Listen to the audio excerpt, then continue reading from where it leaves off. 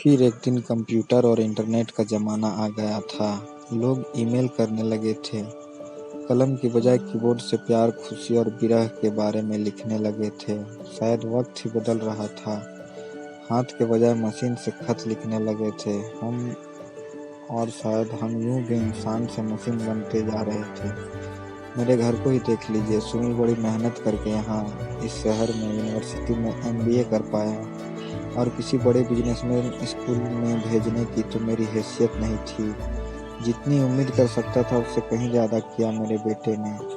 MBA के बाद उसे नौकरी भी मिल गई, अच्छी तनख्वाह मिलती है। मेरे बेटे ने मुझे मेरी बेटी की चिंता नहीं करने दी।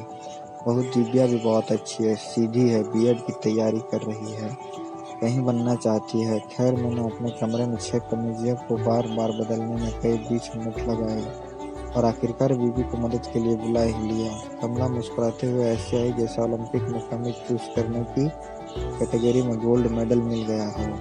मैंने कमला को देखा और सोचा, 21 साल की लड़की कब दादी बन गई पता ही नहीं चला। पोस्टल डिपार्टमेंट का बहुत बड़ा हाथ रहा है मेरी जिंदगी में। कमला से मेरी शादी एक पोस्ट बॉक्स के कारण में हुई थी। मैं जिस छोटे से कस्बे में रहता था उसमें सिर्फ 4 पोस्ट बॉक्स थे, और ये पोस्ट बॉक्स इतने ही जरूरी थे सबके लिए जितना मंदिर या परचून की दुकान। पोस्ट ऑफिस के भगवान की कुछ ऐसी कृपा रही कि मेरा घर उन 4 में से एकदम बगल में था। मैं जब अपने घर के बरामदे में बैठा रहता था तो हफ्ते में 2-3 बार देखता था कि एक अच्छी सी सीधी सादी सी लड़की उस पोस्ट बॉक्स में चिट्ठी डालने आती थी। वो कमला थी। कुछ दिन बाद मैं जानबूझकर बरामदे में बैठकर उसके आने का इंतजार करने लगा। फिर पता लगा कि वो मेरी चचेरी बहन आरती की दोस्त थी। मेरे माँ बाप उन दिनों मेरे लिए जोर शोर से लड़की ढूंढ रहे थे। मैंने आरती को हिंट किया कि उन्हें कमला का ही नाम बता दे। आरती ने कमला का मन टटोलते हुए मेरा जिक्र किया। वो मुझे बरामदे में बैठा देख चुकी थी। बोली, उससे कहना चिट्ठी लिखे, सोच के बताऊंगी। और उसके कठिन टेस्ट में पास हो गया, और अंततः एक दिन हमारी शादी हो गई। उसी दौरान इस शहर में पोस्टमैन की पोस्ट निकली थी, और कमला की चिट्ठी प्रेम और मेरे मन घर न छोड़ने की इच्छा के कारण मैं पोस्टमैन बन गया। साइकिल लेकर मैं खुशी खुशी याद शहर की गलियों में फिरता रहता।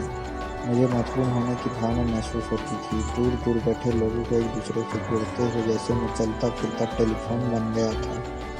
तब से हमारे परिवार में चिट्ठियाँ लिखने का बहुत अच्छा रिवाज हो गया। कठिन बात तो खास करके चिट्ठी में कर दी जाती है। इसको हम कहते हैं चिट्ठी के पीछे सवार करना। चाहे वो फ्रिज पर लगे हुए छोटे छोटे नोट से, या बेवजह के गुस्से के लिए माफी मांगते हुए दरवाजे से नीचे सरकाए 5-5 पन्ने। हमारे घर में चिट्ठियों का खेल बड़ा दिलचस्प है। लीजिए, फिर मेरी मेज पर एक चिट्ठी पड़ी थी। मेरे बेटे सुनील ने लिखी थी। लगता है हैप्पी रिटायरमेंट वाला कार्ड था। ओह, उसने तो लिखा था कि वो घर छोड़कर अलग रहना चाहता है। रिटायरमेंट के फंक्शन में जाने के लिए अपनी बीवी के हाथों की चुनी हुई कमीज पहने वो चिट्ठी पकड़े मैं कमरे में खड़ा था, और मेरे हाथ कांप रहे थे। सुनील ने अपने हाथ से एक सफेद सादे पन्ने पर मुझे चिट्ठी लिखी थी। उसकी लिखाई तब से बस थोड़ा ही खराब हुई थी जब से स्कूल दिनों में उनके साथ बैठकर बयान